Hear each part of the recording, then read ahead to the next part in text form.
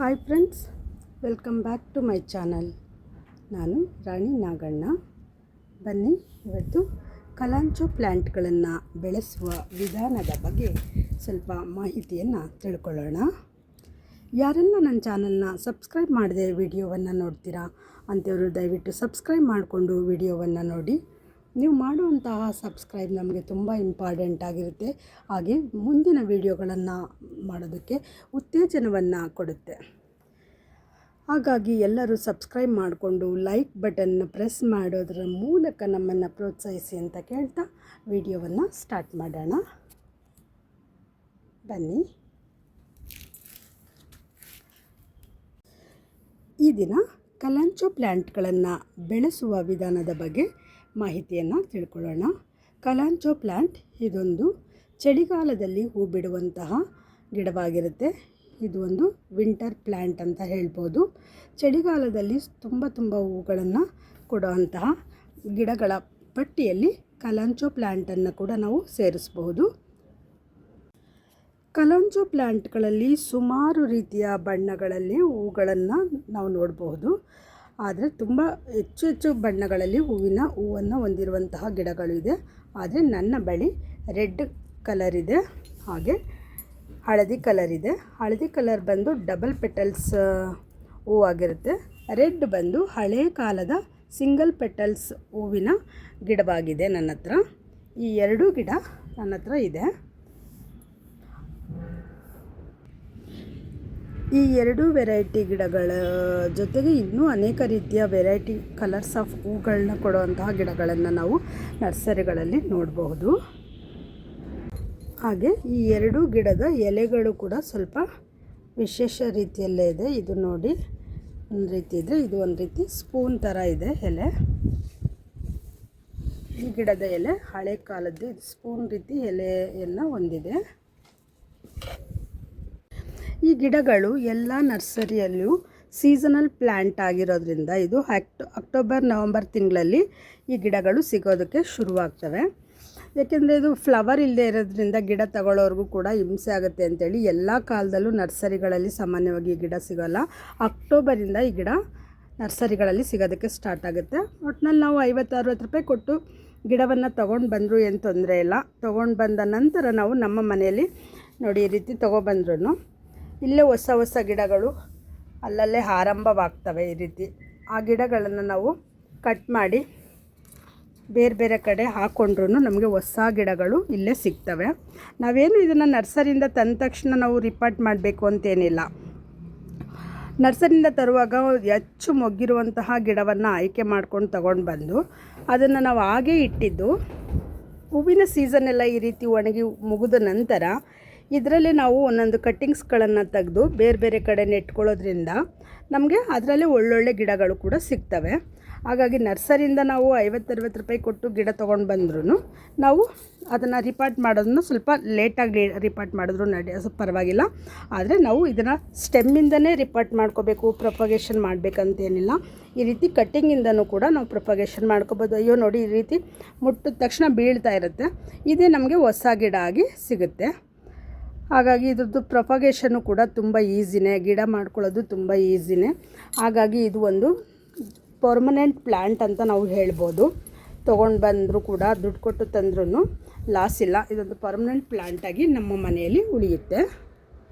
ಇನ್ನು ಇದಕ್ಕೆ pot size ಬಗ್ಗೆ ಹೇಳೋದಾದರೆ, ನಾನು ತುಂಬ ಚಿಕ್ಕ ಗಿಡಗಳು ಸುಮಾರು ವರ್ಷದಿಂದ ಇತ್ತು. ಹಾಗೆ ಮಳೆಗೆ ಸಿಕ್ಕಿ ನಮ್ಮ ಮನೆಯಲ್ಲಿ ಗಿಡಗಳು ಸ್ವಲ್ಪ ಹಾಳಾದಂತೆ ಇತ್ತು. ಹಾಗಾಗಿ ನಾನು ಎಲ್ಲವನ್ನು ಒಂದೇ ಪಾಟ್ಗಳಿಗೆ ಒಂದು 10 ಗಿಡ ಥರ ತುಂಬಿಸಿ ಈ ಥರ ದೊಡ್ಡ ಪಾಟ್ ಕೊಟ್ಟು ಇಟ್ಟಿದ್ದೀನಿ.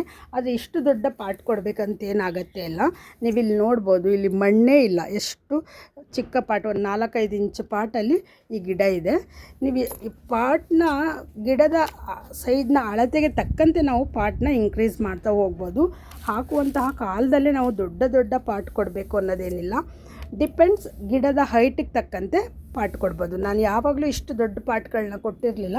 ಬಟ್ ಇವಾಗ ನನಗೆ ನೀರು ಹಾಕೋದಕ್ಕೆ ಕಷ್ಟ ಆಗುತ್ತೆ.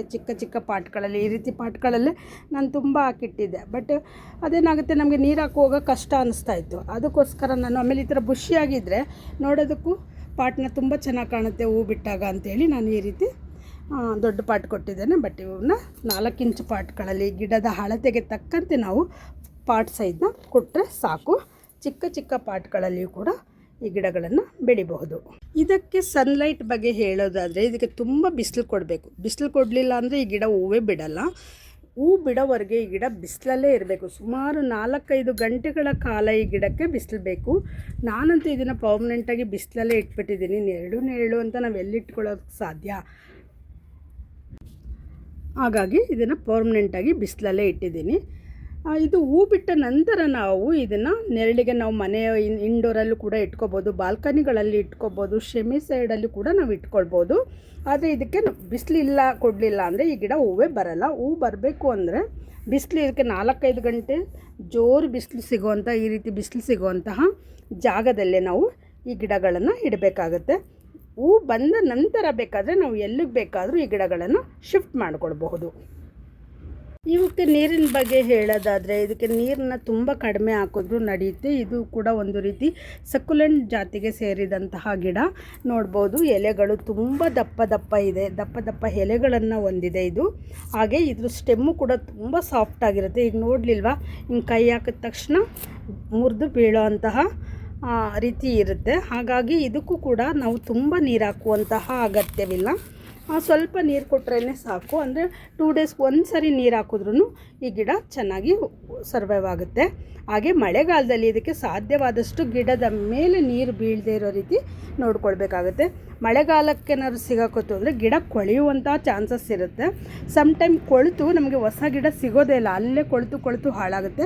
ಒಂದೊಂದು ಸಾರಿ ನೋಡಿ ಈ ಥರ ಕೊಳೆತು ಹಾಳಾದರೂ ಕೂಡ ಅದೇ ಎಲೆಯ ಮಧ್ಯದಿಂದ ನಮಗೆ ಹೊಸ ಚಿಗುರುಗಳು ಬಂದು ಈ ರೀತಿ ಗುಂಪಾಗಿ ಗಿಡಗಳು ಸಿಗ್ತವೆ. ಈ ಪಾಟ್ನ ನೀವು ಗಮನಿಸ್ಬೋದು, ಎಷ್ಟು ಗುಂಪಾಗಿ ಗಿಡ ಇಲ್ಲಿ ಬರ್ತಾ ಇದೆ ಅಂಥೇಳಿ.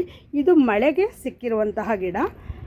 ಹಾಗಾಗಿ ಇದು ಈ ರೀತಿ ಇಷ್ಟು ಗುಂಪಾಗಿ ಎಲೆಗಳ ಮಧ್ಯೆನೇ ಗಿಡಗಳು ಬರುತ್ತೆ.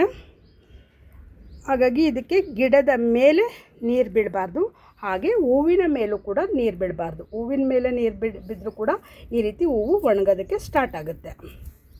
ಇದು ಗ್ರೋಯಿಂಗ್ ಪೀರಿಯಡ್ ಅಂದರೆ ತುಂಬ ಚೆನ್ನಾಗಿ ಹೂ ಕೊಟ್ಟು ಬೆಳೆಯುವಂತಹ ದಿನಗಳು ಅಂದರೆ ನವಂಬರಿಂದ ಇದರದ್ದು ಒಳ್ಳೆ ಹೂ ಕೊಡುವಂತಹ ದಿನ ಸ್ಟಾರ್ಟ್ ಆಗುತ್ತೆ. ನವಂಬರ್ಗೆ ಹೂ ಕೊಡೋದಕ್ಕೆ ಸ್ಟಾರ್ಟ್ ಆದರೆ ಅಪ್ ಟು ಏಪ್ರಿಲ್ ಮೇವರೆಗೂ ಕೂಡ ಹೂವಿರುತ್ತೆ. ಇಲ್ಲ ಅಕಸ್ಮಾತ್ ನೋಡಿ ಈ ರೀತಿ ಹೂ ಬಿಟ್ಟಿಲ್ಲದಂತಹ ಗಿಡಗಳು ಮಧ್ಯೆ ಹೂ ಬಿಡೋದಕ್ಕೆ ಆರಂಭ ಮಾಡಿದ್ರೆ ಸುಮಾರು ಒಂದು 4-5 ಮೇ ನಂತರ ಜೂನ್ ಜುಲೈವರೆಗೂ ಕೂಡ ಹೂ ಇರುತ್ತೆ ಈ ಗಿಡಗಳಲ್ಲಿ. ಅಂದರೆ ಅದು ಹೂ ಬಿಡೋಕ್ಕೆ ಸ್ಟಾರ್ಟ್ ಆದರೆ ಒಂದು ಸಾರಿ 3 ಮಂತ್ಸ್ 4 ಮಂತ್ಸ್ ಅಷ್ಟು ಹೂವು ಗಿಡದಲ್ಲಿ ಕಂಟಿನ್ಯೂ ಆಗಿ ಇರುತ್ತೆ. ಬೇಗ ಒಣಗೋದಿಲ್ಲ ಈ ಗಿಡದ ಹೂಗಳು. ಹಾಗಾಗಿ ಈ ಗಿಡವನ್ನು ನೋಡೋದಕ್ಕೆ ಒಂದು ಖುಷಿ ಅನಿಸುತ್ತೆ ಮಾತ್ರ ಹೂ ಬಿಟ್ಟಂತಹ ಸಂದರ್ಭದಲ್ಲಿ. ಈ ಗಿಡದಲ್ಲಿ ಈ ರೀತಿ ಒಣಗಿದ ಎಲೆಗಳಿರ್ಬೋದು, ಹಾಳಾದಂತಹ ಎಲೆಗಳಿರ್ಬೋದು, ಅವನ್ನೆಲ್ಲ ನಾವು ಆವಾಗಲೇ ಕ್ಲೀನ್ ಮಾಡ್ತಾ ಇರಬೇಕು. ಈ ರೀತಿ ಎಲೆಗಳನ್ನ ನಾವು ಹೂಗಳನ್ನ ತೆಗೆದ್ರೆ ಇಲ್ಲೇ ಹೊಸ ಮೊಗ್ಗುಗಳು ಬಂದು ಹರಳೋದಕ್ಕೆ ಅವಕಾಶ ಮಾಡಿಕೊಟ್ಟಂಗಾಗುತ್ತೆ. ಇದನ್ನೆಲ್ಲ ನಾವು ಇಲ್ಲೇ ಬಿಟ್ಟರೆ ಗಿಡ ಹಾಳಾಗೋ ಚಾನ್ಸಸ್ ಕೂಡ ಜಾಸ್ತಿ ಇರುತ್ತೆ. ಹೊಸದು ಬರೋದಕ್ಕೆ ಆಗೋದೇ ಇಲ್ಲ, ಹೊಸ ಮೊಗ್ಗುಗಳು ಹರಳೋದಕ್ಕೆ ಕಷ್ಟ ಆಗುತ್ತೆ. ಹಾಗಾಗಿ ನಾವು ಈ ರೀತಿ ಡ್ಯಾಮೇಜ್ ಆದಂತಹ ಹೂಗಳನ್ನ ನಾವು ಕೈಯಿಂದ ಕಿತ್ತು ಅಥವಾ ಕತ್ತರಿಯಿಂದೆಲ್ಲ ಕೀಳೋದಕ್ಕಾಗಲ್ಲ, ಕೈಯಿಂದನೇ ನಾವು ಇದನ್ನೆಲ್ಲ ರಿಮೂವ್ ಮಾಡಿ ಗಿಡವನ್ನು ಮತ್ತೆ ಹೊಸ ಚಿಗುರುಗಳು ಅಥವಾ ಹೊಸ ಮೊಗ್ಗುಗಳು ಹರಳೋದಕ್ಕೆ ಅವಕಾಶ ಮಾಡಿಕೊಡ್ಬೇಕು. ನೋಡೋದಕ್ಕೊಂದು ಸಣ್ಣದು ಅನಿಸುತ್ತೆ, ಅದು ಎಷ್ಟು ಗಟ್ಟಿಯಾಗಿದೆ ಗೊತ್ತಾ. ಒಣಗದೇ ಇರೋ ಹೂವು ಬರೋದೇ ಇಲ್ಲ ನೋಡಿ. ಇದನ್ನು ಕೀಳೋಣ ಅಂದರೆ ಬರ್ತಾನೆ ಇಲ್ಲ, ತುಂಬ ಟೈಟಾಗಿ ಇದೆ. ಒಣಗಿರೋದು ಮಾತ್ರ ಆರಾಮಾಗಿ ಬರುತ್ತೆ. ಹಾಗಾಗಿ ಇದನ್ನು ಅವಾಗವಾಗ ನಾವು ಕ್ಲೀನ್ ಮಾಡಿ ಈ ರೀತಿ ಗಿಡವನ್ನು ನೀಟಾಗಿ ಇಟ್ಕೊಂಡ್ರೆ ನೋಡೋಕ್ಕೂ ಚೆನ್ನಾಗಿರುತ್ತೆ. ಹೊಸ ಚಿಗುರುಗಳು ಮತ್ತು ಮೊಗ್ಗುಗಳು ಹರಳಿ ಹೂ ಬರೋದಕ್ಕೂ ಅನುಕೂಲ ಆಗುತ್ತೆ. ಎಲೆಗಳು ಅಷ್ಟೇ, ಎಲೆಗಳೇನಾದ್ರು ಒಣಗಿರೋ ಎಲೆಗಳನ್ನ ತೆಗಿಲಿಲ್ಲ ಅಂದರೆ ಸಮ್ಟೈಮ್ ಇಲ್ಲೇ ಫಂಗಸ್ ಆಗಿ ಗಿಡ ಸಾಯುವಂತಹ ಚಾನ್ಸಸ್ ಇರುತ್ತೆ. ಇಲ್ಲಿ ನೋಡ್ಬೋದು, ಎಲೆಗಳ ಮಧ್ಯದಲ್ಲೇ ಹೊಸ ಗಿಡ ಬರ್ತಾ ಇದೆ. ಈಗೇನೆ ಈ ಗಿಡ ಎಲೆಗಳ ಮಧ್ಯದಲ್ಲೇ ಹೊಸ ಗಿಡ ಬರೋದಕ್ಕೆ ಸ್ಟಾರ್ಟ್ ಆಗುತ್ತೆ. ಒಣಗಿದ ಎಲೆಗಳನ್ನ ತೆಗಿಲಿಲ್ಲ ಅಂದರೆ ಈ ವೈಟ್ ಫಂಗಸ್ ಆಗಿ ಗಿಡ ಹಾಳಾಗುವಂತಹ ಚಾನ್ಸಸ್ ಇರುತ್ತೆ. ಹಾಗೆ ಗಿಡ ಅಲ್ಲಲ್ಲೇ ಮುರಿದು ಬೀಳುವಂತಹ ಚಾನ್ಸಸ್ ಕೂಡ ಇರುತ್ತೆ. ಹಾಗಾಗಿ ನಾವು ಒಣಗಿದ ಎಲೆಯನ್ನು, ಒಣಗಿದ ಹೂಗಳನ್ನು ಆವಾಗವಾಗ ಕಟ್ ಮಾಡಿ ತೆಗಿತಾ ಇರಬೇಕು. ನೋಡಿ ಇಲ್ಲೆಲ್ಲ ಮೊಗ್ಗಿದೆಯಲ್ಲ, ಇವೆಲ್ಲ ಹರಳ್ತವೆ. ನಾವು ಒಣಗಿದ ಹೂಗಳನ್ನ ರಿಮೂವ್ ಮಾಡಿದ್ರೆ ಮೊಗ್ಗುಗಳು ಹರಳೋದಕ್ಕೆ ಅವಕಾಶ ಮಾಡಿಕೊಟ್ಟಂಗಾಗುತ್ತೆ. ಈ ಗಿಡಗಳಿಗೆ ಫರ್ಟಿಲೈಸರ್ ಬಗ್ಗೆ ಹೇಳೋದಾದರೆ, ಎಲ್ಲ ಕಾಲದಲ್ಲಿಯೂ ಈ ಗಿಡಗಳಿಗೆ ಫರ್ಟಿಲೈಸರ್ನ ಕೊಡುವಂತಹ ಅಗತ್ಯ ಇಲ್ಲ. ಹೂ ಬಿಡುವಂತಹ ಕಾಲ ನವಂಬರ್ನಲ್ಲಿ ಹೂ ಬಿಡುವಂಥ ಕಾಲ ಆರಂಭ ಆಗುತ್ತೆ. ಹಾಗಾಗಿ ನಾವು ಅಕ್ಟೋಬರಿಂದ ಈ ಗಿಡಗಳಿಗೆ ಫರ್ಟಿಲೈಸರ್ನ ಕೊಟ್ಟರೆ ಸಾಕು. ಹೂ ಬಿಡುವಂಥ ಕ್ರಮ ಅದ್ರದ್ದು ಮುಗಿದ ನಂತರ ನಾವು ಇದಕ್ಕೆ ಫರ್ಟಿಲೈಸರ್ ಹಾಕುವಂತಹ ಅಗತ್ಯ ಇಲ್ಲ. ಗಿಡವನ್ನು ಒಂದು ನೀರು ಬೀಳದಂತಹ ಸೇಫಾದ ಜಾಗದಲ್ಲಿ ಎತ್ತಿಟ್ಕೊಂಡ್ರೆ ನಮಗೆ ಬೇಕಾದಂತಹ ಸಂದರ್ಭದಲ್ಲಿ ಕಟ್ಟಿಂಗ್ಗಳನ್ನು ಹಾಕಿ ಒಳ್ಳೆ ಗಿಡಗಳನ್ನು ಮಾಡ್ಕೊಳ್ಬೋದು. ಹಾಗೆ ನಾವು ಇದಕ್ಕೆ ಫರ್ಟಿಲೈಸರ್ ಬಗ್ಗೆ ಹೇಳೋದಾದರೆ, ಆರ್ಗ್ಯಾನಿಕ್ ಆಗಿ ಕೊಡೋದಾದರೆ ಇದಕ್ಕೆ ಫಾಸ್ಫರಸ್ ತುಂಬ ಬೇಕು. ಯಾಕೆಂದರೆ ಹೆಚ್ಚು ಹೂ ಬಿಡೋಂತಹ ಗಿಡ ಆಗಿರೋದ್ರಿಂದ ಫಾಸ್ಫರಸ್ ಅಗತ್ಯ ಇದೆ. ಹಾಗಾಗಿ ಇದಕ್ಕೆ ಬಾಳೆಹಣ್ಣಿನ ಸಿಪ್ಪೆಯಿಂದ ಬಂದಂತಹ ತಯಾರಿಸಿದಂತಹ ಫರ್ಟಿಲೈಸರ್ನ ಹಾಕ್ಬೋದು. ಇಲ್ಲ NPKಯನ್ನು ಹಾಕ್ಬೋದು. 1 ಲೀಟರ್ ನೀರಿಗೆ 1 ಸ್ಪೂನಷ್ಟು NPKಯನ್ನು ಮಿಕ್ಸ್ ಮಾಡಿ ನಾವು ಫರ್ಟಿಲೈಸರ್ ಆಗಿ ಕೊಡ್ಬೋದು. ಈ ರೀತಿ 2 ರೀತಿಯ ಫರ್ಟಿಲೈಸರನ್ನು ನಾವು ಕೊಡ್ಬೋದು. ಆಗ ಇಷ್ಟು ಒಳ್ಳೆ ಹೂಗಳನ್ನ ನೋಡೋದಕ್ಕೆ ಸಾಧ್ಯ. ಈ ರೀತಿ ಮುರಿದು ಬಂದಂತಹ ಕಟ್ಟಿಂಗ್ಗಳನ್ನು ನಾನು ಯಾವುದಾದ್ರೂ ಈ ರೀತಿ ಖಾಲಿ ಇರುವಂತಹ ಪಾಟ್ಗಳಲ್ಲಿ ಹಾಕೋದು ನನ್ನ ಅಭ್ಯಾಸ.